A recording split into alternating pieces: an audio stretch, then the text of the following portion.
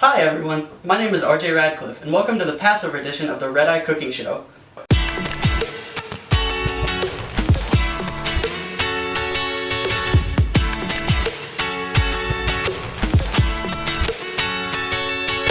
Today we'll be making a popular Passover dish, matzah balls. They're quick, easy, and taste great, so let's get to it. In this big blue bowl here, I already have combined 2 tablespoons of oil, 2 tablespoons of water, and a tablespoon of salt. That's just to give your matzah flavoring and to make sure that it cooks well. I'm going to crack 2 eggs into this mixture. So here we have our first egg and our second. As always, I endorse not cracking your eggs into the same surface that you're going to be cooking on, just so you keep shells out and don't get bacteria and germs in there. And then I'm going to take this fork and just lightly whisk these eggs. And you want to make sure that you don't overbeat them, because that'll make your matzo balls really tough and hard to eat. There are really 2 types of matzo balls. You have your sinkers, which when you put it into the water mixture will kind of sink to the bottom and be really hard. And then your floaters, which are really light and fluffy. And if you don't overbeat them, then you're going to get the floater, which will float to the top, and that's the kind that you really want.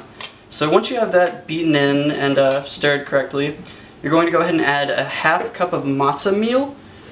This is really interesting because for Passover and the Judeo faith, you don't eat leavened breads. Your leavened breads are things that rise with yeast and that are left to sit and rise up.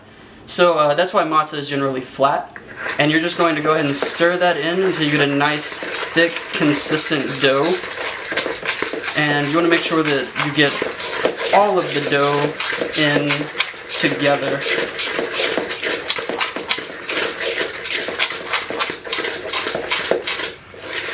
And as you'll start to see when you mix it in, it'll give off a slight aroma, kind of like crackers. And that's a really good sign. It means that you're cooking it correctly and that it's really getting mixed in well.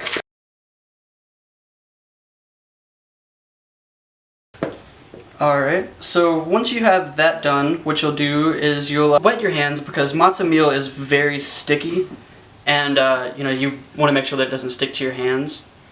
And you'll take these in about 1/4 of a teaspoon, and you'll roll them out really nicely into tiny balls. And to make sure that we get that floater that we were talking about earlier, you want to make sure that you don't overwork them while you're rolling them up. And to make sure that they don't leaven, we have to make sure that we get them into the boiling water in 18 minutes or less, because in less than 18 minutes they'll start to sit and they will start rising up, which makes them leavened bread and thus not kosher for Passover.